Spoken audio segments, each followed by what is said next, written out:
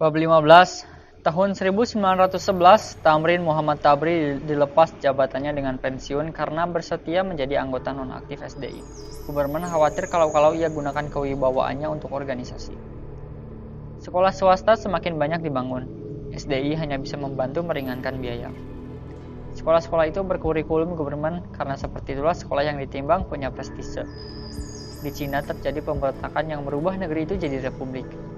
Kaum Tiongkok di Hindia juga mendesak pribumi dari segi perdagangan dan segala macam.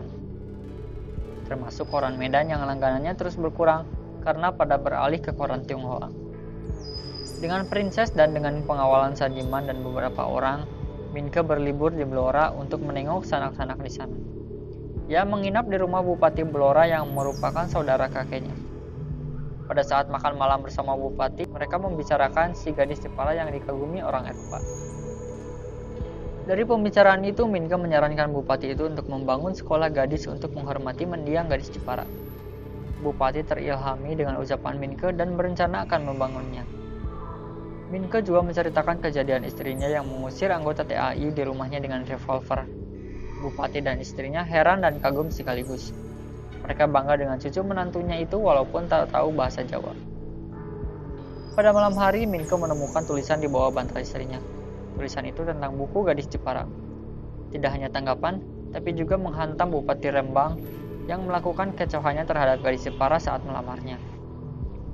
Di bawah tulisannya dibubuhkan Princess Dede Maria Fatima de Sousa.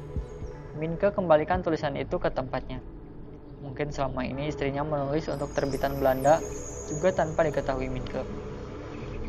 2 hari kemudian, Minke baca tulisan Princess dalam koran Belanda tanpa ada nama pada dasar tulisan. Badai kemudian tertuju pada Bupati Rembang. Tulisan Haji Muluk, Hikayat Siti Aini telah Minke terbitkan. Begitu cerita itu terbit, selama seminggu, orang telah jadi tergila-gila. Kemerosotan Medan lebih kurang tertangani, terutama di wilayah dengan pabrik gula dan perkebunan tebu.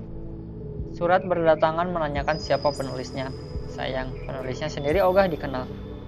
Langganan mulai naik lagi. Satu persoalan baru telah terpampang. Sindikat gula ingin menurunkan sewa tanah.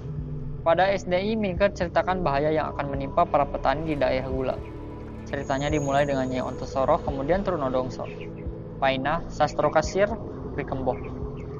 Para pimpinan SDI ternyata kurang menganggap persoalan penting. Mereka pikir yang terjadi pada para petani tidak akan mempengaruhi mereka. Sebagai kaum merdeka, ternyata pikiran para pedagang itu masih pendek. Tanpa diduga, ternyata pertemuan itu memecah organisasi menjadi 2. Yang tak acuh masih menggunakan nama Syarikat Dagang Islamiyah, sedangkan Minke dan pengikutnya mengalah menggunakan nama Syarikat Dagang Islam. Sandiman, Marco dan anak buahnya dikerahkan keliling Jawa untuk melakukan propaganda di cabang-cabang.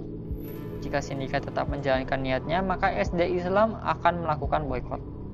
Surat dari Haji Muluk berbisik lembut tentang kekhawatirannya. Sindikat adalah kekuasaan yang lebih tinggi dari guberman. Dan dari Paris datang bisikan sejuk dari Mama. Berterima kasih pada anak baiknya yang telah membalaskan dendam pada gula.